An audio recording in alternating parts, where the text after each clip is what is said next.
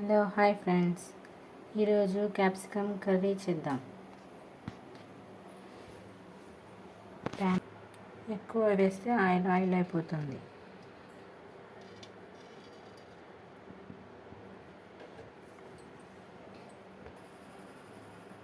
ఇందులో కాస్త ఆవాలు, కాస్త జీలకర్ర,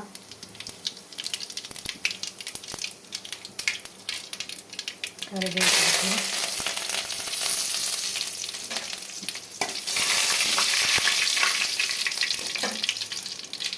ఇందులో కట్ చేసుకున్న క్యాప్సికమ్ వేయాలి.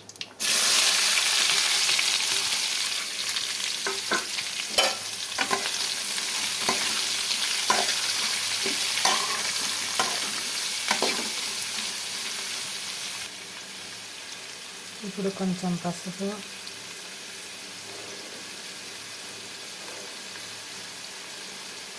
కాస్త ఉప్పు, తర్వాత టేస్ట్ చేసుకొని వేసుకోవాలి ఫ్రెండ్స్. ఇప్పుడు బాగా కలపాలి.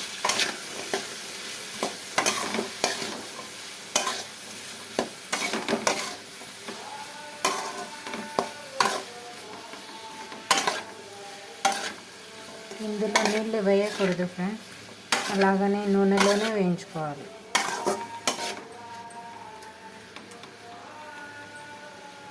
ఇది కమ్ ఫ్లేమ్లో పెట్టుకోవాలి. తర్వాత ప్లేట్ మూసేసి అలాగనే కొంచెం సేపు పెట్టాలి. ఇప్పుడు దాంట్లో వేయడానికి ఇది తయారు చేసుకుందాం. కొంచెం కొబ్బరి తురుము,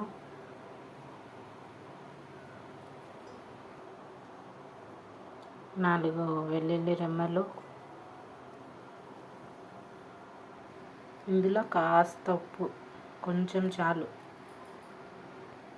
తర్వాత కారం, క్యాప్సికమ్ కారంగా ఉంటాయి కాబట్టి కొంచెం చాలు టేస్ట్ కోసం. ఇప్పుడు ఇది గ్రైండ్ చేసుకుందాం. గ్రైండ్ చేసిన తర్వాత ఇలా తయారవుతుంది ఫ్రెండ్స్. మెత్తగా గ్రైండ్ చేసుకోవాలి. ఇప్పుడు ప్లేట్ తీసి కొంచెం కలుపుదాం.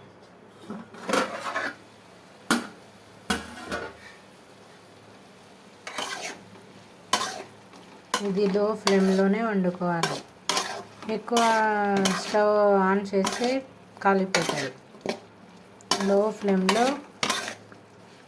చేస్తే బాగా వస్తాయి, టేస్ట్గా కూడా అనిపిస్తుంది. ఇది పుల్కాలో అట్లా తినడానికి బాగా ఉంటుంది. కొంచెం లేట్ అవుతుంది, అయినా కానీ లో ఫ్లేమ్లో చేసుకుంటే బాగా వండుకోవచ్చు. నేను ఆల్రెడీ పుల్కాలో కలిపి పెట్టుకున్నాను. పుల్కాలో అయితే కొంచెం టేస్ట్గా ఉంటుంది. ఇది కొంచెం మెత్తపడిన తర్వాత ఆ గ్రైండ్ చేసుకున్నది వేసుకోవాలి. చూద్దాం.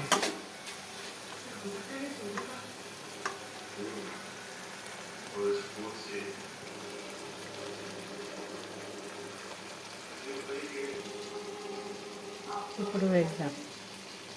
ఇది వేసిన తర్వాత బాగా కలుపుకోవాలి. ఇది బాగా ఇలా కలుపుకోవాలి.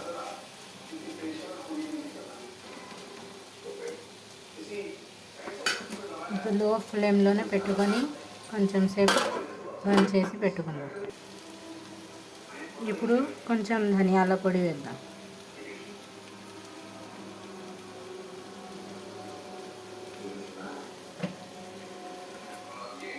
దీన్ని కలుపుదాం.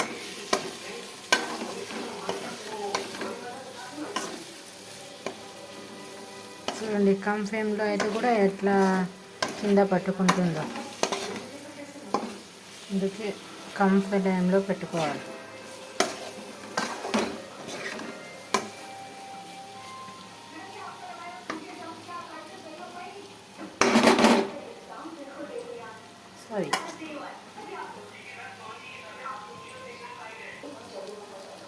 Tasty capsicum curry ready. Stove off చేసేద్దాం.